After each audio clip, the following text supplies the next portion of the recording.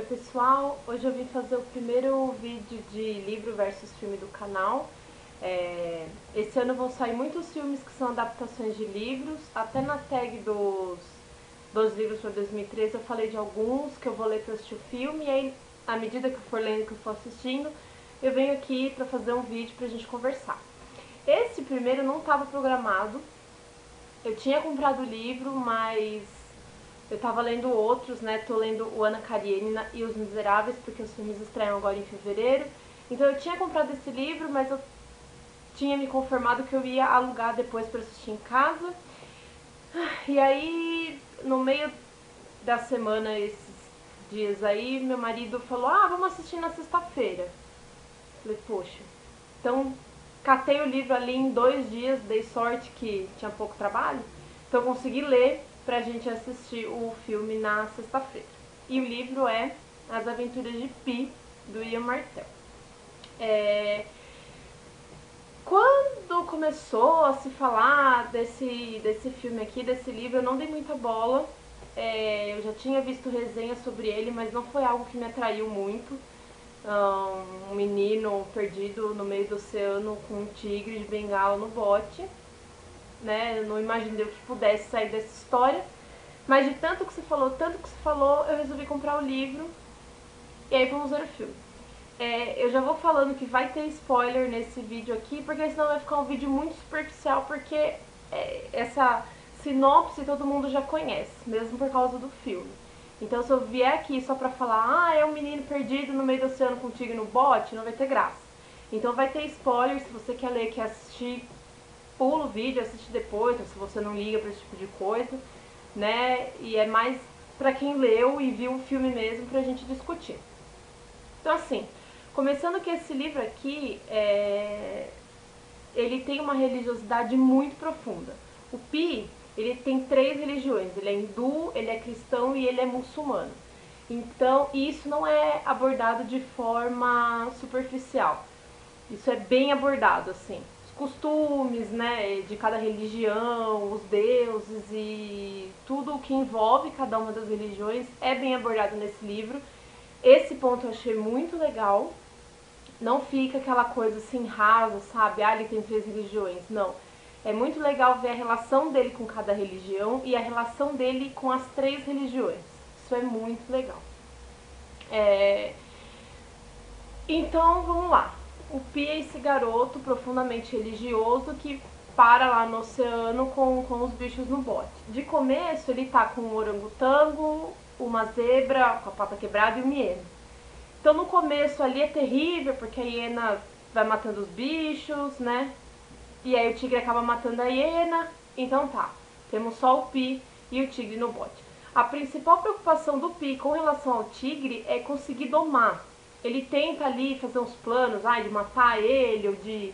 Ele constrói aquela balsa, né, que fica fora do bote, né, pra ficar meio separado, e ele pensa ali em vários planos, e o único que faz sentido pra ele é manter o tigre vivo e saber lidar com aquilo, né? Então, a gente vai vendo ele tentando domar o tigre, tentando se colocar nesse papel de macho alfa e fazer o tigre obedecê-lo.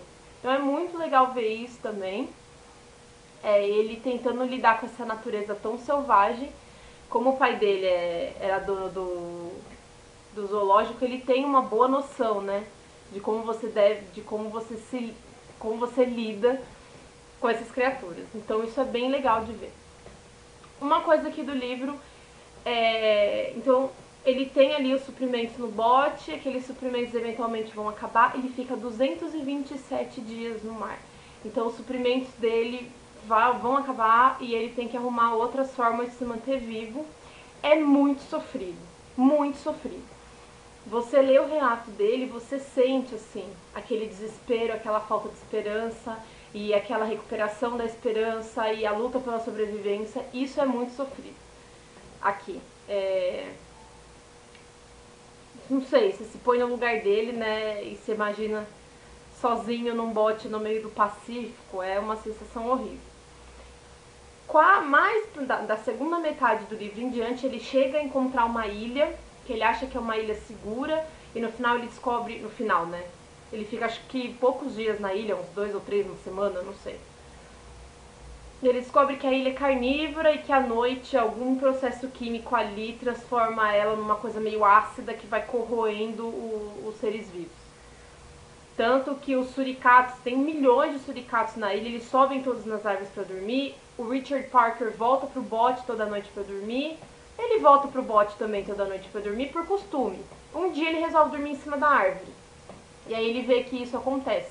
Que os suricatos sobem na árvore para dormir e ele fica meio encasquetado, e aí começa a aparecer peixe morto à noite, que de dia não tá mais lá. E aí ele acaba descobrindo isso. Ele encontra uma árvore com os frutos, que na verdade são folhas enroladas, e a hora que ele desenrola tudo aquilo, ele vê que são dentes humanos ali dentro. Então alguém que ficou ali na ilha acabou sendo corroído pela ilha. Então ele tem que sair dali, voltar pro bote, voltar para aquela vida para sobreviver. E aí ele sobrevive, ele chega na costa do México e ele para numa praia e ele é resgatado. Essa eu achei a parte mais triste do livro, porque ele tá ali na areia, morrendo, e o Richard Parker pula por cima dele, começa a andar pela praia e para na frente de uma mata que tem ali. E ele fica olhando o Richard Parker, porque ele tem certeza que o Richard Parker vai olhar pra ele, né, como uma forma de despedida, e o Richard Parker não olha pra ele. Simplesmente entra na floresta e desaparece. Foi a parte que eu chorei no livro e foi a parte que eu chorei no filme, que eu achei a coisa mais doída depois de tudo que eles passaram juntos. O Richard Parker ir embora assim, sem nem olhar pra cara dele. Então ele tá ali no hospital se recuperando e chegam os caras do seguro do navio que vão lá investigar o que aconteceu, como é que esse menino conseguiu sobreviver tanto tempo. Ele conta essa história toda e os caras não acreditam. E eles ficam lá, não, você tem que falar a verdade, você tem que falar uma história que a gente acredite, né? Você tem que falar o que realmente aconteceu. E aí ele vai contar outra história. Ele vai contar que na verdade ele estava no barco com a mãe, com um marinheiro que estava com a perna quebrada e com um cozinheiro que acaba matando todo mundo no navio, e ele acaba matando o cozinheiro depois. E os detalhes da história, dessa história com essas pessoas, eles batem exatamente com os detalhes da história dele com os animais. Então é como se, na verdade, então a orangotango era a mãe dele, o marinheiro era a zebra e o cozinheiro era a hiena, e ele era o Richard Parker. Eu não esperava. Quando eu li isso no livro, eu fiquei totalmente desconcertada, porque eu achei que ia caminhar ali para um finalzinho. Tudo bem, ele sofreu pra caramba, sofreu tudo aquilo, mas eu achei que ia caminhar para um final assim, ok, um final feliz, né? Apesar de tudo, acabou tudo bem. A hora que ele fez esse twist, me pegou mesmo, porque é assim, no fim mesmo, acho que tá faltando 5 páginas para terminar o livro, ele faz isso. Eu não entendi isso como algo categórico.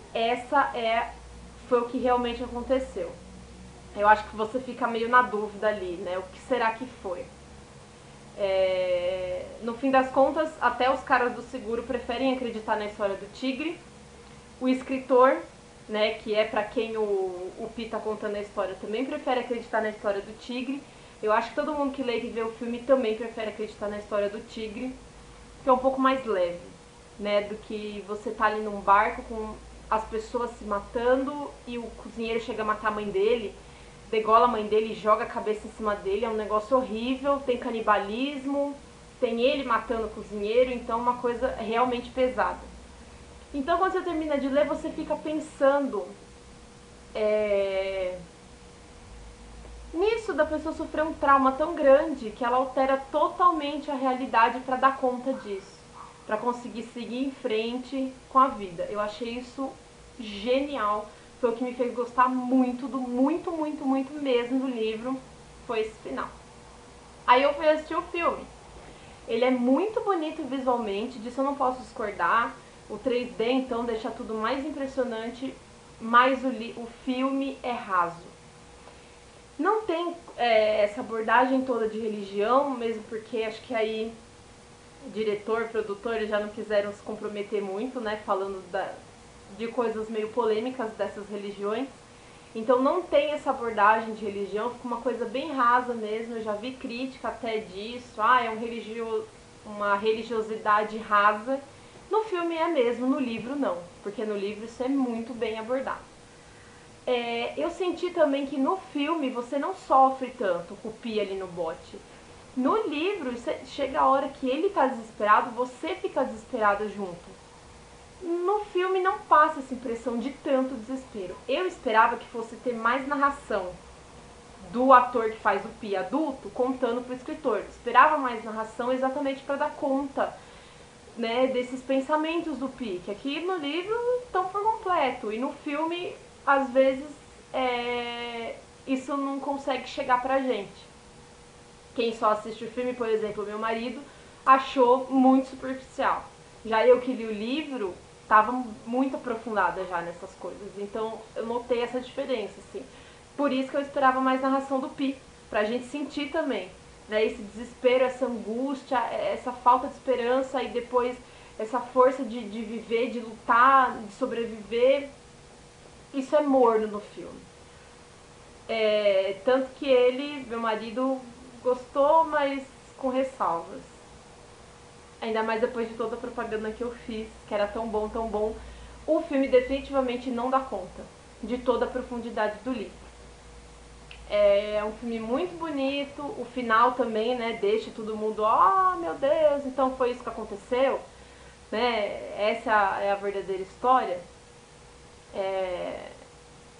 Mas assim, nenhum filme, né, chega à altura do livro. Eu acho que talvez o Hobbit, que eu assisti na quinta-feira, eu não li o livro porque não deu tempo, mas enfim. A minha única crítica mesmo ao filme é isso, é que ficou raso. Deu a impressão de uma historinha assim, meio... Apesar do fim ser uau, o resto ficou meio que, né? Os efeitos visuais são maravilhosos, aquele tigre que eles fizeram, os animais são todos feitos por computação gráfica, óbvio, né? Aliás, o mar, tudo ali. Provavelmente era um menino sozinho numa sala e fizeram todos aqueles efeitos. É muito bonito. Vale a pena ver assim pelo visual, mas quem lê o livro eu acho que acaba um pouco, sabe, pelo filme por causa disso, porque falta profundidade. Eles acrescentaram ali uma menina por quem o Pi se apaixonou na Índia. Eu não entendi por quê, porque aí ele vai embora e nunca mais encontra aquela menina, então realmente não vi o motivo daquilo. Tem certas coisas que eles cortam também, obviamente. Tem uma parte aqui do livro que o Pi ele fica cego momentaneamente, acho que, né, os efeitos dessa exposição aos elementos e a falta de cuidado, não tem como ele ter um bote, ele fica cego momentaneamente e ele acaba trombando no meio do Pacífico com outra pessoa, com outro cara que também diz que tá cego, que não tem mais comida, que tá ali conversando com ele e tenta se aproximar ali, né, fazendo o Pi acreditar que era amigo dele. E a hora que eles chegam, que eles encostam o bote, o cara vai pra cima dele e vai com a mão na garganta dele. Ele tenta avisar, a gente não tá sozinho no bote, tem um tigre aqui, mas não dá tempo. Então, o cara acaba sendo comido pelo tigre, pelo Richard Parker. E depois, pela história que ele conta ali, né, era o cozinheiro que tinha sobrevivido e, né, tentou matar ele. E o Richard Parker matou. E se ele era o Richard Parker, foi ele que matou o cozinheiro, então encaixa bem. Essa cena já não tem no filme, talvez faça falta mesmo, né? Pra dar mais uma amarrada assim nessas duas histórias. É interessante também essa versão que ele conta depois, né, das pessoas, como ele sendo o Richard Parker, como no livro ele tem essa preocupação de manter o Richard Parker vivo e de conseguir lidar com ele, e no fim era porque ele era o Richard Parker. Então, assim, é muito legal, eu gostei muito da construção da história. Acho que eu fui esperando muito do filme, ele acabou me decepcionando um pouco, mas mesmo assim eu recomendo, mas leiam o livro. Leiam, ele tá lindo. Eu gostei muito dessa capa, mesmo sendo do filme. Eu não costumo gostar dessa propaganda toda em torno do filme no livro, mas tá muito legal. Eu encontrei alguns errinhos, assim, de revisão. Já são 370 páginas, eu li em 2 dias. Foi o que eu falei, eu dei sorte que tinha pouco trabalho, consegui ler, então é sossegado para ler. Mas eu recomendo, leiam, depois assistam o filme porque ele é bonito, mas já não me esperem tanto do filme. Esse livro aqui é muito mais profundo, aborda muito mais coisa, você sente muito mais o livro do que o filme. E a parte que o Richard Parker vai embora sem olhar para trás é muito triste. Mas enfim, é isso. Por trás desse livro também tem toda aquela polêmica de ser plágio do Max e os Felinos, do Moacir Scler. Eu vou deixar linkado aqui um vídeo da Ju Gervason, do Batom de Clarice, que ela aborda isso muito legal. Inclusive ela até linka para uma entrevista do próprio Moacir Scler falando disso. A minha opinião é que plágio na literatura é difícil de você apontar e falar plágio, não é, porque todo mundo acaba se inspirando em todo mundo. Eu acho muito difícil hoje em dia você ler uma história que seja 100% original. Sempre vai ter ali referência a alguma coisa ou outra. O que eu não gostei foi da posição do Ian Martel, dizendo que ele só pegou uma ideia boa, escrita por um péssimo escritor, não precisava, né, partir para agressão. Tudo bem ele se inspirar nessa coisa do homem com o animal selvagem ali, mas chegar ao ponto, né, de também ofender, acho que não foi bem por aí. Plágio ou não, ficou bem feito, ficou bem escrito. E fica aí meu vídeo sobre as aventuras de Pi. Recomendo a leitura, recomendo o filme, assim, pra você se divertir mesmo e relaxar, mas nunca se compara, né, o livro com o filme. Então é isso aí, comentem, deem joinha, se inscrevam, vamos conversar o que vocês acharam, o que vocês não acharam, vocês discordam, vocês concordam, vamos bater um papo aí. Então é isso, beijo pra vocês, tchau, tchau.